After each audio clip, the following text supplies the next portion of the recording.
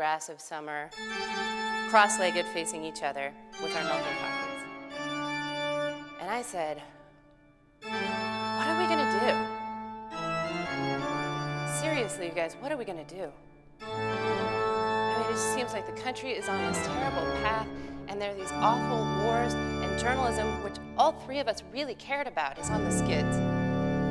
Even then, our friends were not getting jobs after graduation.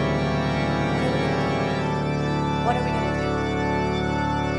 I remember it so clearly, Jessica turning to me and saying, I don't know. What would you do if you could do anything, Sarah? What would I do if I could do anything? What would I do if I could do anything? What would we do if we could do anything? It took us 20 minutes to answer that question. We would travel around the world telling stories that connected and inspired people, and we would tell them in new and innovative ways. It took us 20 more minutes to come up with a short list of people that we would have to beg and borrow the equipment from. And then a few months later, we had bought round-the-world plane tickets on credit cards. And we were off. And we were in Cambodia.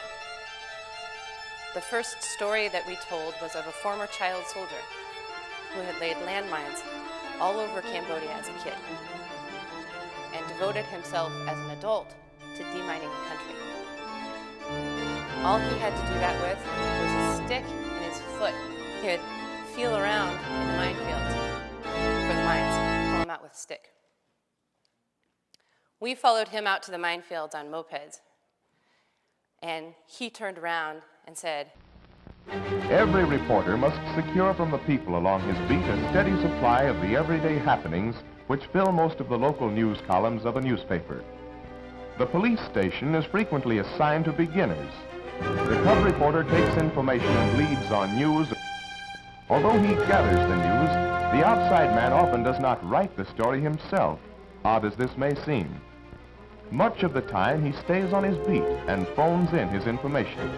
This is especially true on the larger papers, and on nearly all daily papers when the deadline is near. The information is taken at the other end by a rewrite man, who is usually a more experienced writer and is paid more for his work.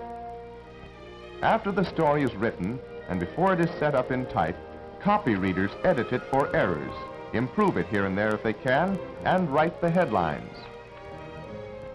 Then the story is set in type by the operator of a linotype, a typesetting machine which casts the words in solid lines of lead type. The placing of the type after it has been set is often supervised by the makeup editor. He has already planned the general arrangement of the paper on a layout sheet and has selected a spot for the story among all the other stories, pictures, and advertising material. Practically all daily newspapers have special departments in which certain sections of the paper are written and edited. One of these departments handles the telegraph news, which it receives from the great press associations. With reporters and writers scattered all over the world, the press associations gather important news and relay it to hundreds of newspapers over special telegraph wire services. This teletype at the local newspaper is bringing in news reports from distant parts of the nation and world. The sports section handled in another special department. The sports reporter must be a specialist in his knowledge of sports. He gets his story right at the sporting event and often sends it in to his paper play by play. The financial section is reported by experts in the field of business. Financial reporters and editors must be